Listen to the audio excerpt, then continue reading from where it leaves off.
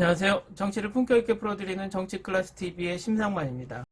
오늘은 한류를 한국 문화외교로 본다란 제목의 인도네시아 칼럼을 살펴보겠습니다. 지난주부터 갑자기 동남아시아, 태국, 말레이시아, 인도, 베트남 등에서 한류 정책에 관한 기사가 쏟아지기 시작해서 살펴봤는데 내용이 모두 비슷한 기사들이었습니다. 그런데 오늘 인도네시아 칼럼을 보고 이 소스가 어디에서 나왔는지 확실해졌습니다. 일단 인도네시아 기사를 보시고 이야기하겠습니다. 일요일 미국 로스앤젤레스에서 개최된 2021년 아메리칸 뮤직 어워드에서 올해의 아티스트가 된 K-POP 그룹 BTS, 방탄소년단은 아리아나 그란데, 드레이크, 올리비아 로드리고, 테일러 스위프트, 더 위켄드와 같은 유명 인사를 제치고 올해의 아티스트가 된 것 외에도 버터로 최고 인기 팝 듀오 그룹과 최고 인기 팝송이라는 두 개의 다른 상을 수상했습니다. 한국에서 온 7명의 청년 그룹은 또한 미주에서 음악상을 수상한 유일한 아시아 대표이기도 합니다. 방탄소년단 리더 랩몬스터 남주는 한국에서 온 7소년이 음악에 대한 사랑으로 뭉쳤고 전세계 아미들의 사랑과 응원을 만났다. 이 모든 것이 기적이다. 진심으로 우리는 이것을 당연하게 여기지 않을 것이라고 말했습니다. RM에 음해하는 아미는 2020년 타임즈에 따르면 다양한 국가에 걸쳐 약 4천만 명에 도달한 방탄소년단의 팬그룹입니다. 아메리칸 뮤직 어워드는 2013년 데뷔한 그룹이 받은 긴 수상 시리즈에 추가됩니다. 2020년 다이너마이트를 발표한 방탄소년단이 미국 가요계에서 더욱 빛을 발했습니다. 이 노래는 빌보드 핫100 1위를 차지하며 한국 그룹 최초로 기록에 도달했습니다. 이후 방탄소년단은 버터, 퍼미션 투 댄스 등 여러 히트곡을 계속 발표했습니다. 고려대학교 국제학 교수인 앤드류 기에 따르면 한류는 하루아침에 이루어진 성공이 아닙니다 라고 말합니다. 한류는 적어도 30여 년 전 김대중 대통령 시절부터 시작되었으며 앞서 김영삼 대통령은 주라기공원 영화의 판매액이 현대차의 수출액과 같다는 보고서를 받았습니다. 김 대통령은 재직 당시 화상회의를 통해 한류가 한국의 문화외교를 미치는 영향이라는 제목의 토론회에서 대중문화가 자동차 수출에 상응하는 돈을 벌 수 있기 때문에 우리가 이 대중문화에 대한 뭔가 조치를 취해야 한다고 생각했다고 말했습니다. 김 교수는 한국국제교류재단 자카르타와 공동으로 인도네시아 외교정책 공동체가 주최한 한국에 대한 인도네시아 차세대 언론인 네트워크 프로그램에서 이를 전했습니다. 김 교수는 이것이 한국 정부가 제조업에서 다른 분야로 초점을 전환한 순간이었다고 덧붙였습니다. 김 교수에 따르면 한류는 21세기 초반부터 한국 문화가 세계 각지로 확산되는 것을 의미한다며 처음에는 아시아 국가에서 한국 드라마의 인기를 시작으로 세계 다른 지역으로 퍼져나갔고 오늘날에는 세계적인 현상이 되고 있습니다. 한국은 현재 미국, 영국, 일본에 이어 주요 문화 수출국 중 하나입니다 라고 김 교수는 말했습니다. 하버드대학교 국제관계 전문가인 조세프 나이는 한류는 패션에서 영화, 음악, 음식에 이르기까지 한국과 관련된 모든 것에 대한 인기의 물결이라고 말합니다. 어떤 음식은 맛있거나 특정 국가의 디아스포라가 많기 때문에 글로벌한 음식도 있지만 그 음식의 원산지 국가의 문화가 다른 나라 사람들의 눈에는 맛있게 보이기 때문에 다른 나라에서 인기를 얻는 음식도 있습니다. 예를 들어 일본 문화가 멋져 보이기 때문에 미국에서 일본 음식이 인기가 있고 미국인들은 사무라이 닌자 등 영화 문화를 좋아하는데 그것이 오늘날 한국 음식에 일어나고 있는 일이라고 김 교수는 말했습니다. 김 교수는 이후 한류 여정을 1995년에서 2000년대 중반의 한류 1.0, 2000년대 중반부터 2010년 후반의 한류 2.0, 지금부터의 한류를 3.0의 세 단계로 나눴습니다. 김 교수에 따르면 한류 1.0은 중국에서 전파되고 있는 겨울연가, 대장금, 엽기적인 그녀와 같은 한국 드라마에 더 초점을 맞췄습니다. 대만, 일본에 이어 한류 2.0은 H.O.T, B, 슈퍼주니어, 빅뱅, 원더걸스, 2PM, 동방신기, 싸이, 엑소, 블랙핑크, 슈퍼엠 등 K-POP 그룹의 방탄소년단에 대한 인기를 보여줍니다. K-POP 그룹의 노래와 퍼포먼스는 아시아를 넘어 북미와 유럽을 넘어 세계로 뻗어나갔습니다.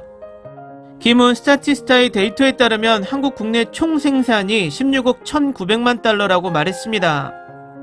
이 중 삼성이 13.1%, 현대가 5.3%, LG가 3.4%, 기아자동차가 2.9%, 대한항공이 0.7%, 방탄소년단은 0.3%입니다.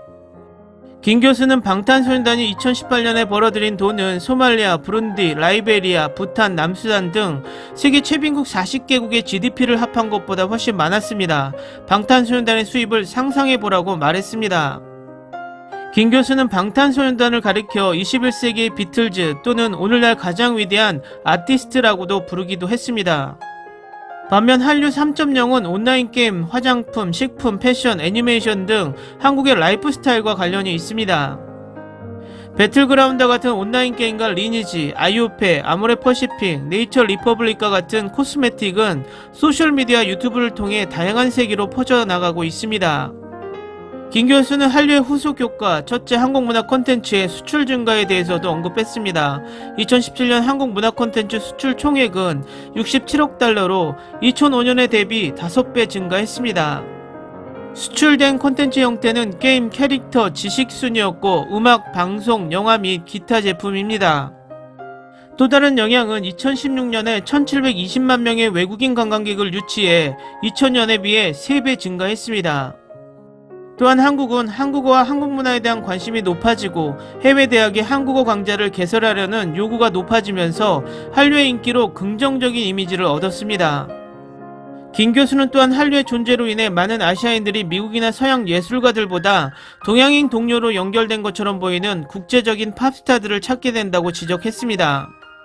김 교수는 미국 TV와 영화에서도 아시아인 배우를 스포트라이트로 활용하기 시작했다며 아시안이 되어서 멋있다는 생각이 지금까지는 동양인에게 통하지 않았다는 인식이 있기 때문이라고 말했습니다.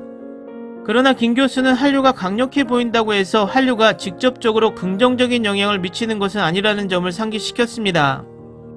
김 교수는 나이 교수의 말을 인용하여 소프트파워의 개념은 아직 모호한 개념이므로 어느 나라가 소프트파워를 어느 정도 가지고 있는지 측정하기 어렵다고 말했습니다.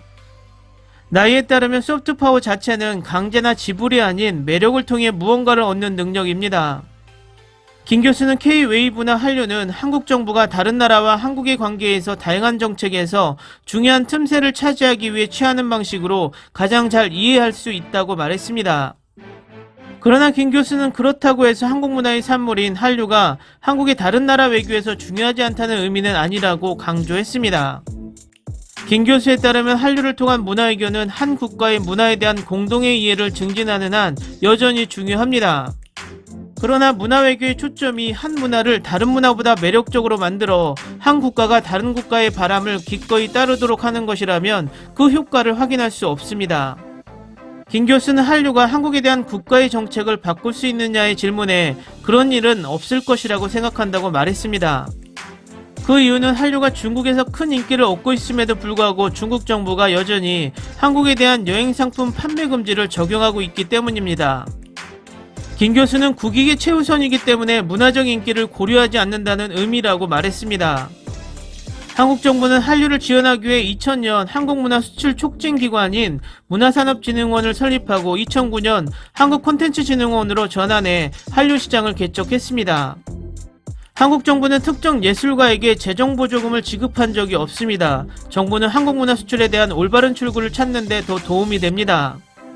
한국 예술가에게 자금 인센티브를 제공하는 것과 잠재적 구매자에게 한국문화 콘텐츠를 홍보하는 것은 큰 차이가 있습니다라고 김 교수는 말했습니다. 김 교수에 따르면 한국 정부는 한국문화 콘텐츠를 수출 가능성 있는 제품으로 홍보하는데 더 집중하고 있습니다. 한국 정부 자체도 한류가 얼마나 커질지 예상하지 못했고 한국 정부도 방탄소년단의 파급력에 놀라고 있습니다. 방탄소년단의 위대함은 정부나 소속사의 노력 때문이 아니라 팬들의 반응이라고 김 교수는 말했습니다.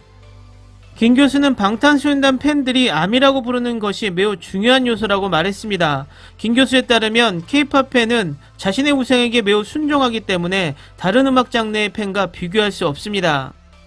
아이돌 K-팝 그룹의 신곡이 나오면 팬들은 유튜브 영상을 보거나 온라인 음악 플랫폼을 최대한 자주 틀어서 시청자가 늘어나고 언론의 이목도 집중됩니다. 예를 들어 미국의 록그룹 팬들에 비하면 비정상적이라고 볼 수 있다고 말했습니다. 그렇다면 한류를 통해 얻는 교훈은 무엇일까요? 김 교수는 일부 국가에서는 문화를 창의성과 동일시하는데 이는 문화에서 창의성의 중요성을 강조하는 의미라고 말했습니다. 인도네시아가 20년 전 한국과 같다면 모든 예산, 모든 자원은 전통 문화를 유지하는 데 있습니다. 왜냐하면 정부는 일반적으로 내부적으로만, 즉 문화 정통을 보호하는 경향이 있기 때문입니다. 반면 문화는 보호하는 것이 아니라 창조하는 것입니다 라고 김 교수는 말했습니다. 김 교수는 미국 고유의 문화는 아니지만 전체적으로 사랑받는 미국의 유명한 청바지와 콜라를 꼽았습니다. 김 교수는 미국에서 만들어진 지 얼마 안 된 것인데 이것은 보존이 아니라 문화의 창조의 힘이다. 그래서 정부도 문화 분야의 창작 활동을 위해 예산에 더 집중해야 한다고 말했습니다.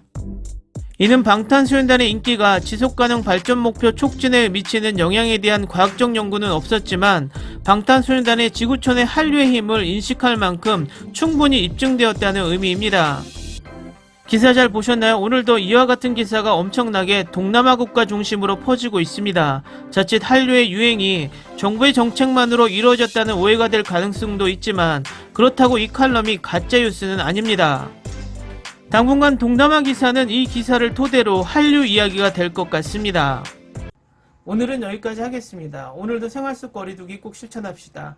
당신의 구독과 좋아요는 저에게 큰 힘이 됩니다. 항상 시청해주셔서 고맙습니다.